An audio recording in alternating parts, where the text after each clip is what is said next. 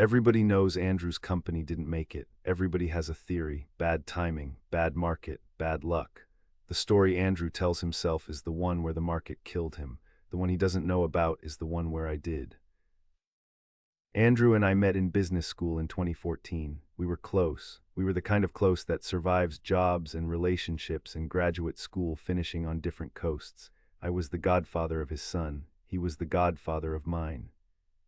In 2021, Andrew left his corporate gig to start a B2B software company. The product was good. The early revenue was real. He invited me onto his advisory board in early 2022 with a small equity slice, nothing meaningful, just a friendly stake.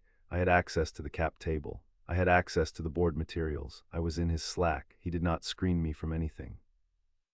In the spring of 2023, he started raising a Series A. The lad was a fund I had worked with at my old firm.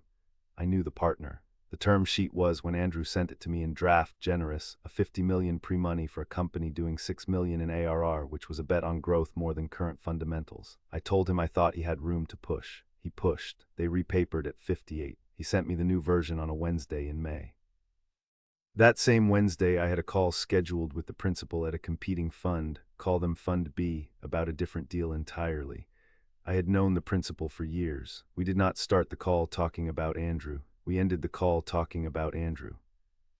I sent the term sheet in PDF to Fund B's principal at 5:15 that afternoon.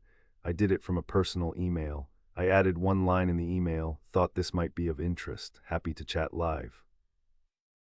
Fund B moved fast. Fund B was, it turned out, already looking at the same market segment and had been a quiet bidder on a competing company that they decided to push hard once they saw Andrew's deal terms. Within 10 days, Fund B closed a preemptive round on the competitor at a valuation that anchored the entire segment 30% lower than Andrew's lead had been willing to underwrite. Andrew's lead came back to him 3 weeks later and recut the term sheet. The new pre was 38. The new round was structured with a participating pref Andrew had specifically told me he wouldn't accept. Andrew walked. He thought he would find another lead. He could not. The market had taken the segment from 50 plus to 35 in a month, and every other firm he talked to read the comp as the new price. Andrew's company ran out of money in February of 2024. He laid off the team in March. He sent me a long email the night of the layoffs about how he was processing it. I wrote back something sympathetic. We talked on the phone for an hour. He said he didn't know what he was going to do. I told him I'd help him land somewhere. Fund B paid me $40,000 as a referral fee. They paid it in 2 installments. They did it through a consulting arrangement that did not name Andrew or his company. The wire memo said Market Intelligence Consulting. I deposited the second installment the same week I helped Andrew workshop his resume. Andrew is at a senior product role at a different company now. He is doing fine. He has not bounced fully. His wife had to go back to work. They moved to a smaller house. His son started public school for the first time. He doesn't blame me. He has, I think, no reason to. He thinks I was a good friend in the months after the layoffs. I was not. I was the reason for the months after the layoffs.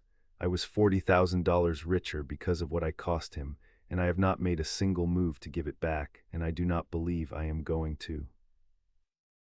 My son and Andrew's son are still close. They were at a birthday last Saturday. Andrew and I split a beer on his back porch. He toasted me. What would you have done? Tell me in the comments.